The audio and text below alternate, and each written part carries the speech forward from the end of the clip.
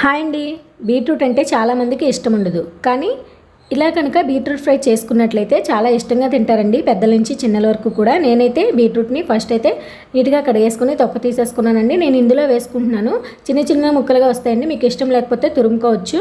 తర్వాత stove on చేసి stove పై pan పెట్టి అందులో ఆయిల్ హీట్ అయ్యాక ఆవాలు జీలకర్ర వేసుకున్నాక చిన్నగా తురుముకున్న ఉల్లిపాయ ముక్కల్ని 4-5 పచ్చిమిర్చిని వేసుకోవాలండి. అవి బాగా ఫ్రై అయిన తర్వాత అందులోకి ఫ్రెష్ అల్లం వెల్లుల్లి పేస్ట్ వేసుకుంటే మంచిగా టేస్ట్ అనేది వస్తుందండి మనకి.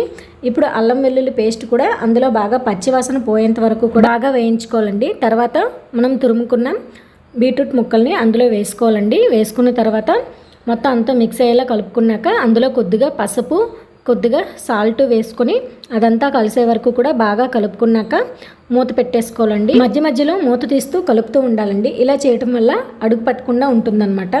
మనకి ఇలా మధ్య మధ్యలో కలుపుతూ ఉంటే 70% కుక్ అయిపోయిన తర్వాత మనం ఇందులో కారం వేసుకోవాలండి. కారం వేసుకున్నాక మొత్తం కలుపుకున్నాక మనం మళ్ళీ మూత పెట్టుకోవాలండి. ఈ ఫ్రై అనేది చపాతీలకు కూడా బాగుంటుంది, రైస్లో కూడా బాగుంటుందండి. సో లాస్ట్లో ఒక 5 మినిట్స్ ముందు స్టవ్ ఆఫ్ చేసేస్తాం. అనగా ధనియాల పౌడర్ అనేది యాడ్ చేసుకుంటే మంచి టేస్ట్ అనేది వస్తుందండి. ఫ్రై ఐటమ్స్లోకి ఎందులోకైనా ధనియాల పొడి వేసుకుంటే మంచి టేస్ట్ అనేది వస్తుంది. వీడియో నచ్చితే లైక్ చేసి సబ్స్క్రైబ్ కూడా చేసుకోండి మరి మన ఛానల్ని.